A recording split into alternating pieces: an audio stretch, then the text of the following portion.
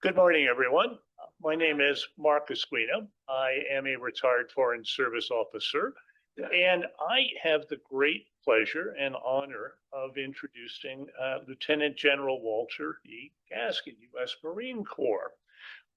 When I initially thought about introducing him, my sense was that, well, I would just do high points from his biography.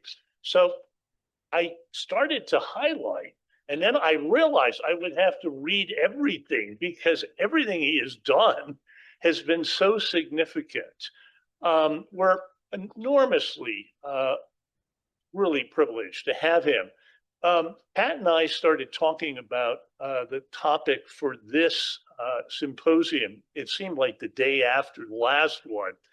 And obviously, we wanted to continue talking about democracy, but it struck us that we really needed a speaker to give us the military dimension.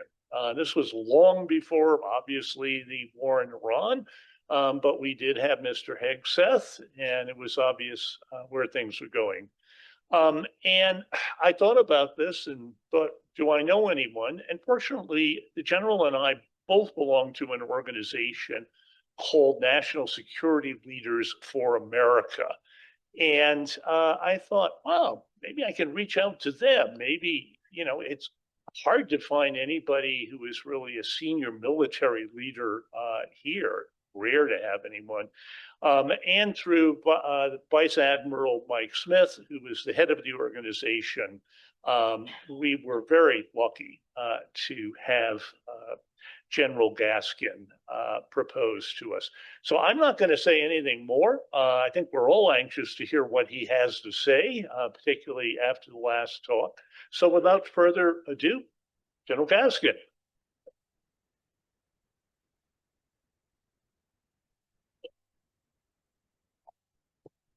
Thanks, Mark. After the inspiring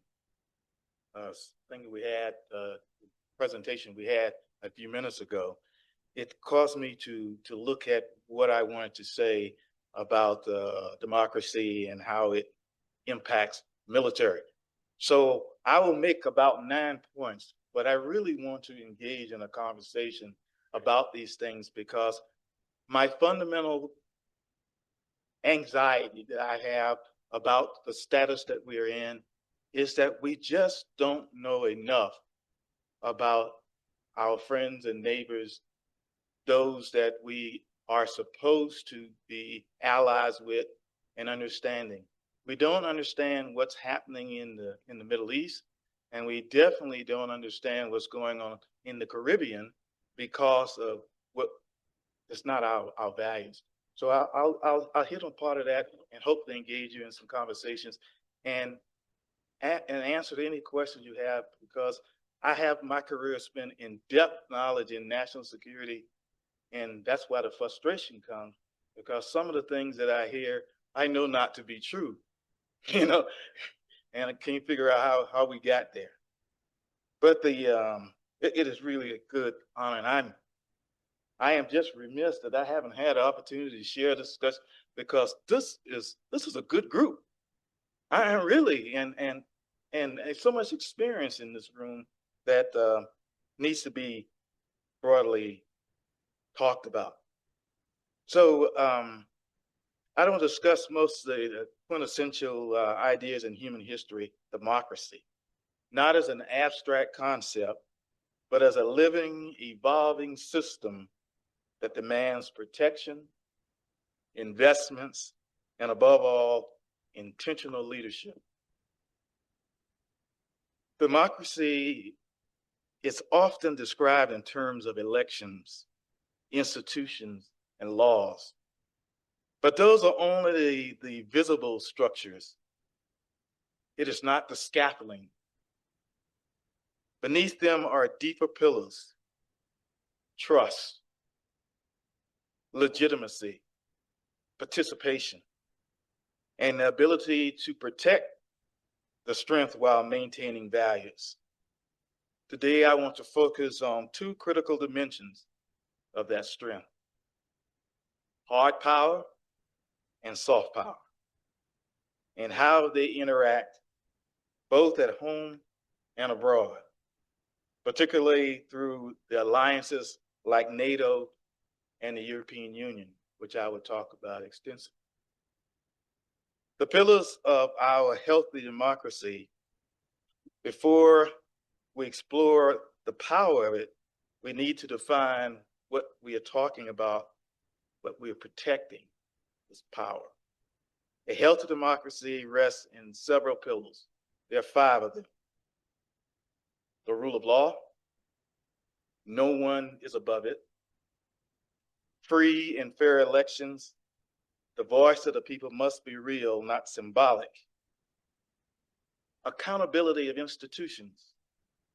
Power must be the answer to the public. We must be held accountable. There must be an oversight of what we do, because if we don't, we can end up with a dictatorship poised by the military. An informed and an engaged citizenry, democracy is not a spectator sport. Protection of minority rights, and not just in ethnicity, but in thought and deeds. It has to be protection of, see, the majority rule cannot mean majority domination. When these pillars are strong, democracy becomes resilient. When they are weakened, democracy becomes vulnerable, not just to external threats, but the internal erosion. Second point, understand hard power and soft power. Now let's turn to the tools that democracy use to sustain themselves and influence the world. Hard power. It's the ability to coerce. It is military strength. It is economic sanctions. It is enforcement mechanism, power that compel action. That's what hard power is. Soft power, on the other hand, is the ability to attract and persuade. It's culture values, diplomacy, credibility, and a moral leadership. I emphasize moral leadership because you have to have that character. Hard power can make a nation be feared. Soft power can make a nation respected. That's the difference. The most effective democracies understand this. Lasting influence is built with both and aligned with shared. We hear this a lot of times talking about shared. When we're sharing, you're not dictating, you're listening. When we share, my thoughts are as good as yours, and we come to a sort of agreement. Number 3, the interaction of hard and soft power at home. We often think of power internationally terms, but the balance of that begins domestically, here at home. Hard power shows up as enforcement. And we've seen that, and we fear that, because what does enforcement mean? Is it ICE? Is it the police force? Unrestrained and uncontrolled? Laws of policing, regulatory systems, it ensures order. That's why we need these agencies, for order, so that we can practice those ideals and those instructions that are given by the people. But without legitimacy, hard power can quickly become oppression. That's what we are seeing and hearing now, and that's what the nations that we talked about earlier, whether that's Hungary, Turkey, or the Philippines, that's what happens when that hard power becomes oppression. Soft power at home is different. It is built on trust. I cannot overemphasize, if you don't trust somebody, you don't do business with them, you don't talk to them, you talk about them. It's whether as citizens believe their institutions. It's whether they feel seen, heard, and treated fairly. You can enforce compliance with hard power, but you earn commitment through soft power. Consider this: a democracy where laws exist, but trust is absent will struggle to function. People will comply only when forced. Participation declines and division grows. And when division grows, they often blame the other side or whatever lower rung of society it is. They put all of their problems there. But when soft power is strong, when people believe in the system, compliance becomes voluntary, civic engagement rises, civility becomes self-reinforcing. This is where leadership matters most. It must be moral leadership. It must be accountable leadership. Leaders who rely only on authority weakens democracy because it eliminates the trust. Leaders who build trust strengthen the democracy. Number 4, the interaction abroad influences versus imposition. On a global stage, the balance between hard and soft power becomes even more critical. Hard power abroad includes military alliances, defense postures. It also includes different strategies. It prevents conflict or, when necessary, ends it. The examples that we have is now going on in the Middle East. Soft power abroad is about influence without force. It's the appeal of democratic ideals, freedom, opportunity, human rights,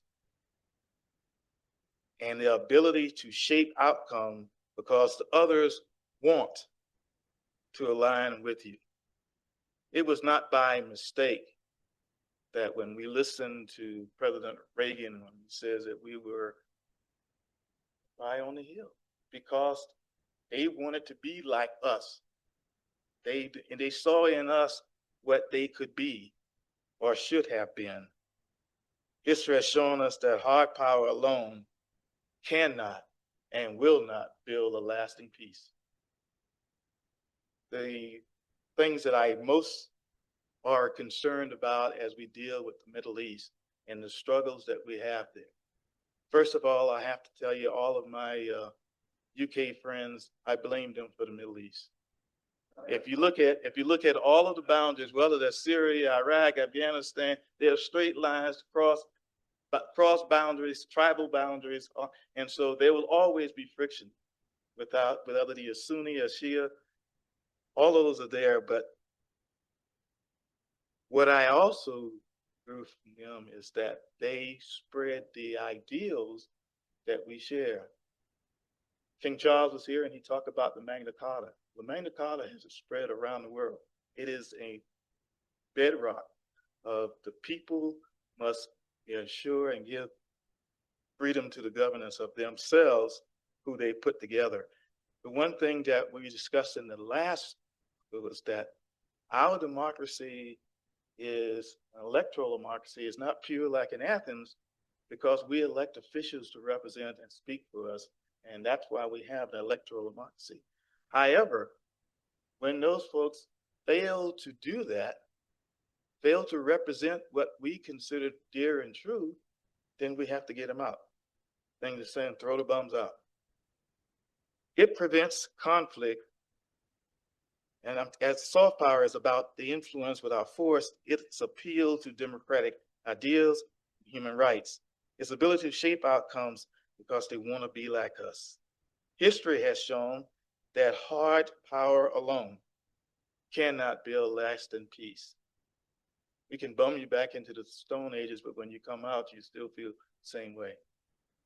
A good friend of mine who is Governor McMoon, in part in the western part of Iraq once told me that why there continued conflicts in the Middle East is because every time you blow up something or kill someone, you create what they call a blood feud. That means this next generation is obligated by their law, whether sheer or human law, to revenge what has happened to them. So you don't gain peace, you get temporary quiet, but you don't gain peace. You can win a war with hard power, but you will win a future with soft power.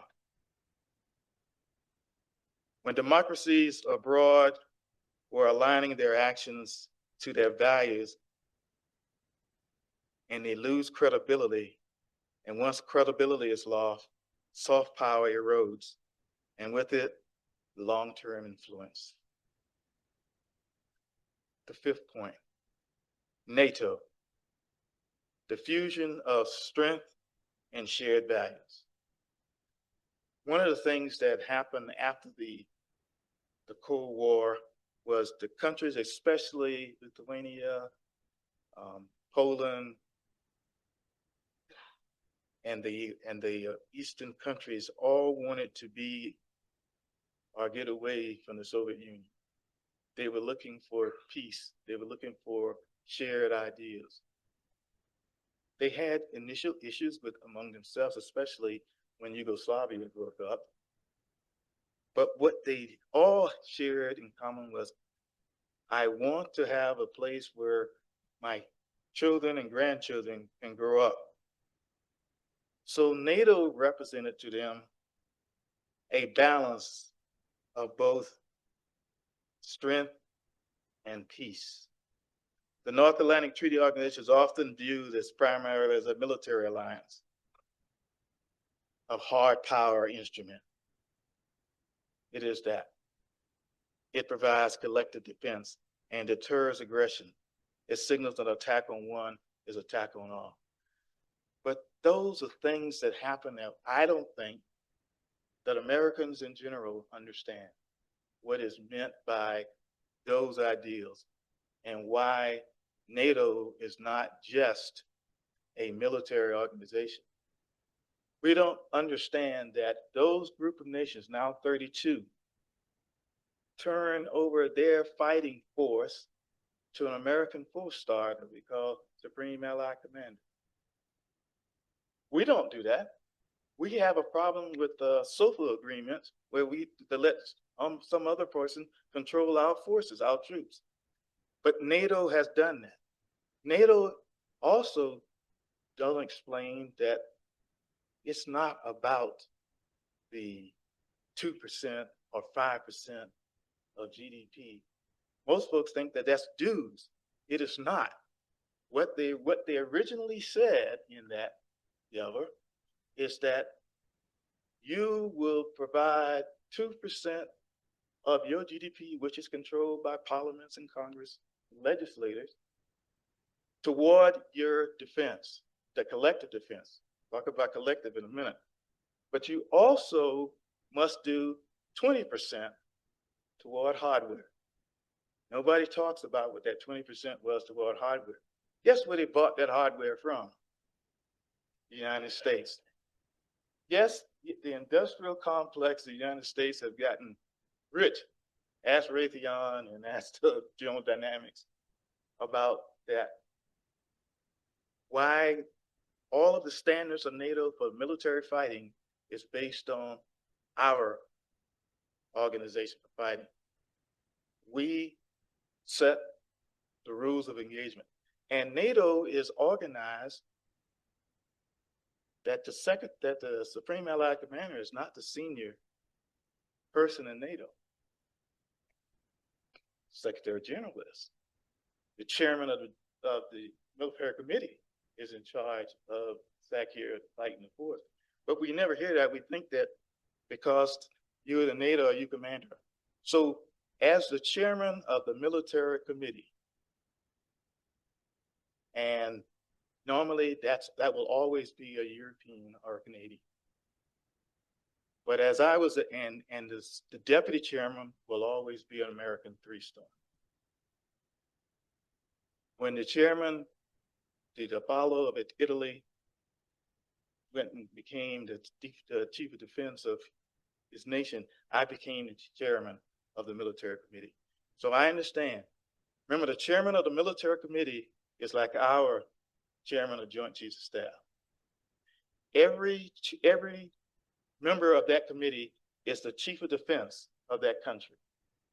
There's their head chefs and king, those, and the ministers are. And each one of those their daily representatives is a 3-star, the military rep, that come together.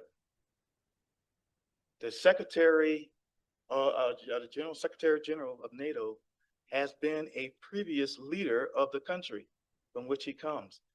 It is not just someone who was elected, prime minister or president.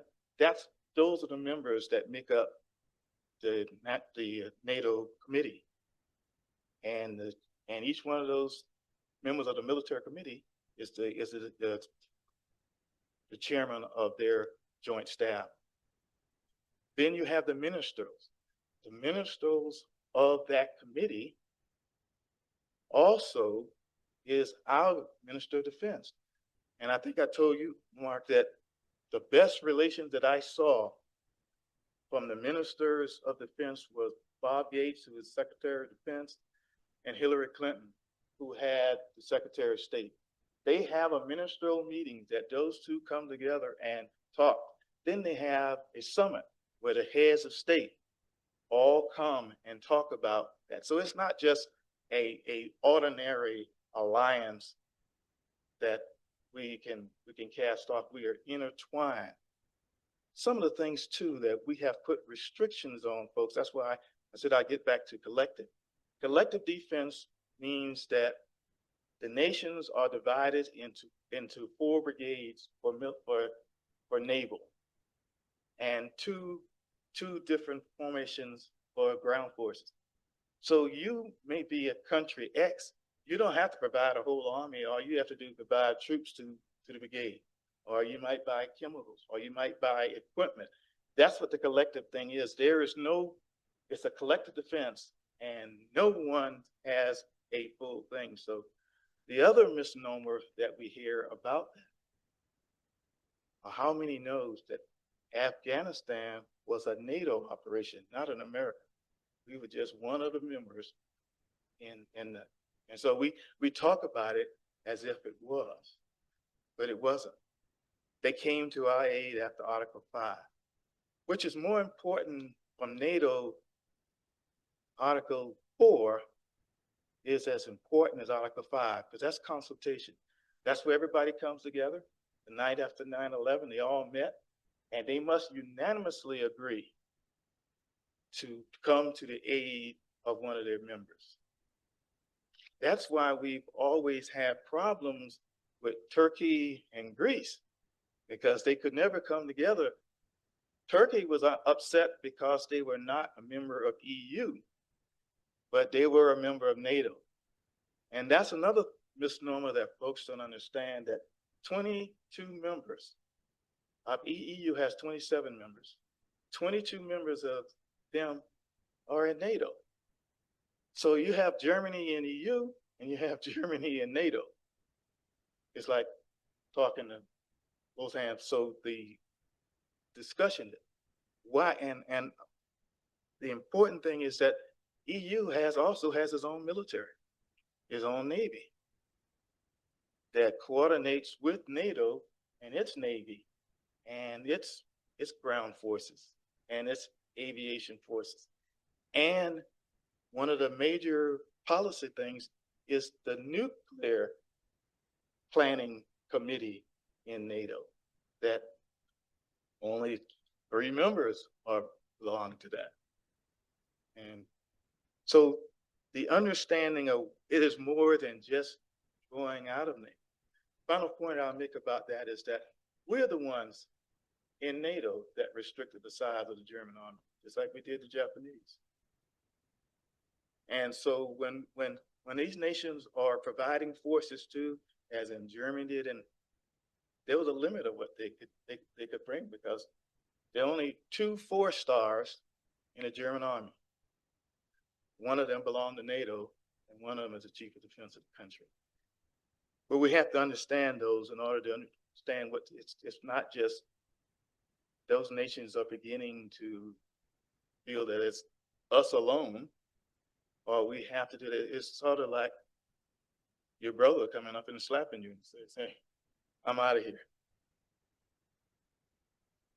But NATO is also something more. It's a community share of democratic values. Those democratic values are what caused the friction with Turkey and NATO, because of, and a lot would like to put it, because that Islam is not, is because of their autocratic way of doing things and government. We had constantly, and since NATO is based on, you have to get everybody's vote. Of course, Sweden and Finland understood that now, and getting Turkey to drop its constant friction with them by not allowing them in the EU, for them to be members of NATO. NATO's strength is not in its military capability, it's in its unity of its members around the principles like democracy, individual liberty, rule of law, sovereignty. Sovereignty is very important, because when those nation states pulled away from the Soviet Union, they wanted to be declared a sovereign nation with their own legislative bodies and their own ambassadors, and not be oversight. We have about 3 nations that are on or had always been. One has already made it in. That was Montenegro, but we also had Georgia, and we currently had Ukraine. Each of those have ambassadors to NATO, because they're on the pathway to becoming a member of NATO. And if you recall, the Russians took 2 provinces in Georgia, and we were there in that discussion. And of course, that's why NATO is looking after Ukraine. The one thing that doesn't make Ukraine a member of NATO today is Article 5. Instantly, as soon as we make them a member, we have to go fight Russia, because that's what our principles are. To make use of effective use of NATO in today's world, democracy must be 3 things: maintain credible capabilities, the defense, deterrence only. Now, all of you may be familiar with the JCPOA, a thing that we did with Iran, and the extraordinary job that Secretary Kerry and his staff, over 2 years of planning. I'm sorry, over 2 years of planning. One thing that's not mentioned to it is that during that discussion, we weren't discussing ballistic missiles. We were not discussing the terrorists that they support around the Middle East. The sole thing was, we treated it the same way we treated the SALT Treaty with Russia. We were going to treat the ballistic missiles, and not the ballistic missiles, but we were going to do just them making sure that they didn't have the nuclear weapons. Why wasn't ballistic missiles on the table? Because, and you can look this up, it's called a phased adaptive approach. That was the ballistic system, sort of like the Golden Dome of Israel. It covered all of Europe, and it was in phases. Raytheon was going to provide them ballistic missiles, and they would be able to defend themselves. And at the time, the ballistic missile capability could reach out to Lisbon. And we were making sure. So Europe was covered.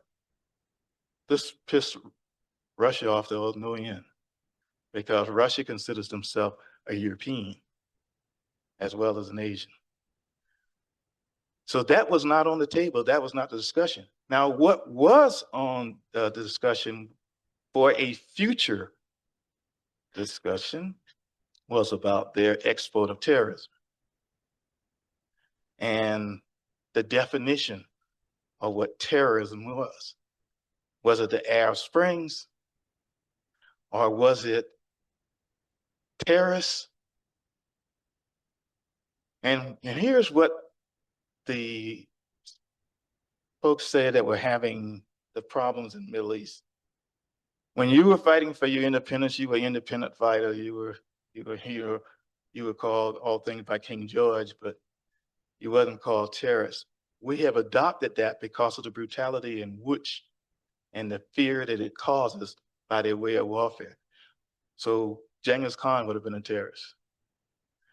You know, those are the things. And so we were discussing with them about how do you make peace with terrorists. And that discussion was to be at another date.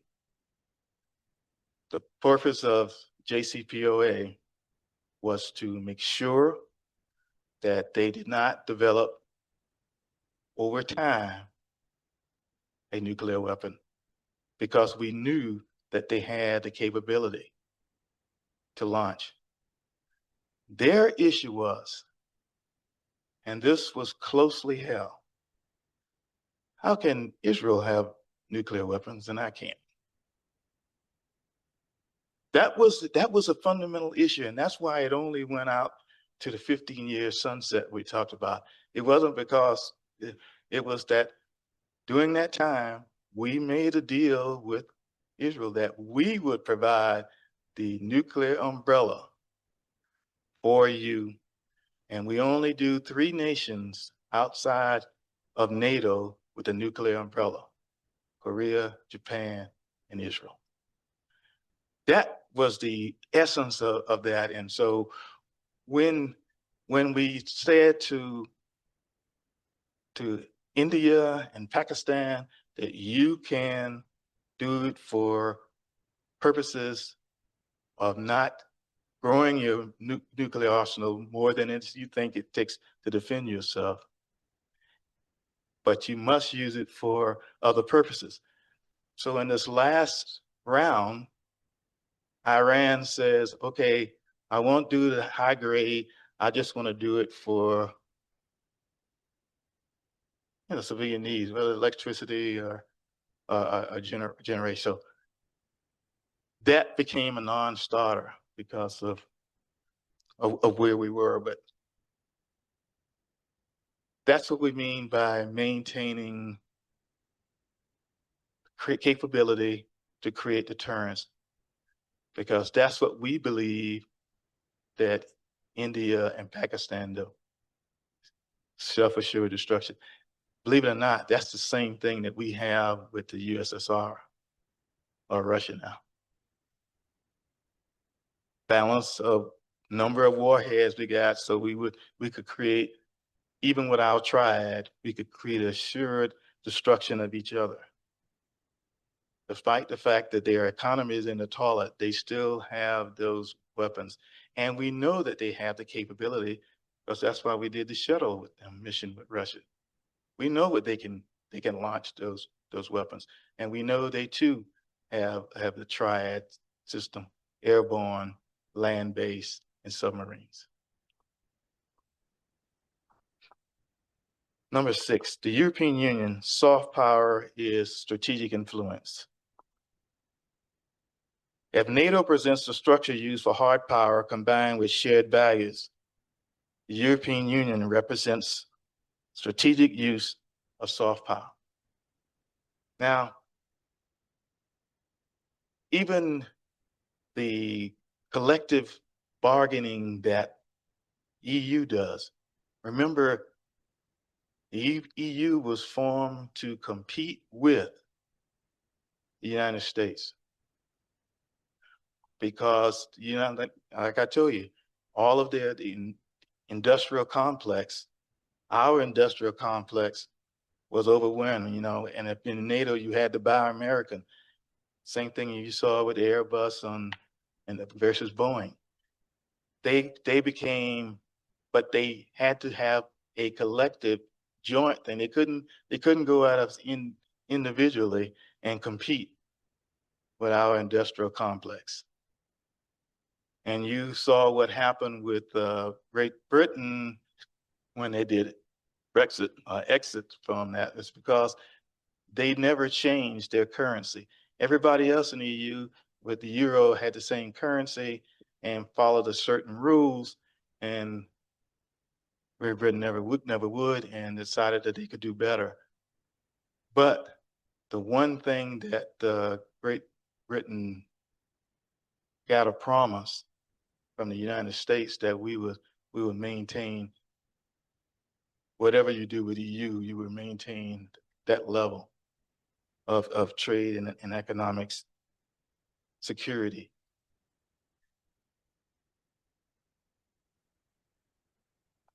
EU's strength lies in its ability to set standards, economics, regulatory, and social. Countries align with the EU not because they are forced to, but because they have a value in doing so. This is soft power at its highest scale. EU influences global trade, environmental policy, human rights norms, and governance practices, not through coercion, but through the attraction and integration. However, EU also demonstrates important lessons. Soft power must be backed up by internal cohesion and by its military. That's why EU has its own Navy. That's why EU has its own army. We coordinate, we do exercises together, but if you recall two things, when you had the pirates off of Somalia, and we had the folks in the Mediterranean hijacking cruise liners, those cruise liners were escorted by EU military in conjunction with NATO. To maximize its effectiveness, EU must uphold democratic standards within its own membership, use economic leverage strategically and ethically. That was the problem that they had with the way regulations of, you think we're having problems now with our regulations of the funding and banking, universal banking. Turkey printed money when it wanted to, charged at different prices to whoever they were selling to, and wanted to be a part of EU, and it was thoroughly rejected. And that's why Turkey is not a member of EU. They carried too much debt, and they were not prepared to do the fundamental, to continue to act as a model of cooperative governance. And that is not what Turkey was doing.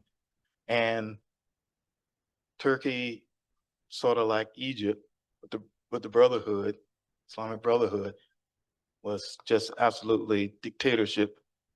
And we think that Hungary was bad. Check what Turkey was doing. The real opportunity lies not in viewing NATO and EU separately, but understanding how they complement one another. NATO provides security and deterrence. EU provides stability and integration. Together they form a powerful combination of hard and soft power. In a world rising of authoritarianism, hybrid warfare, and manipulation currencies, this combined approach is essential.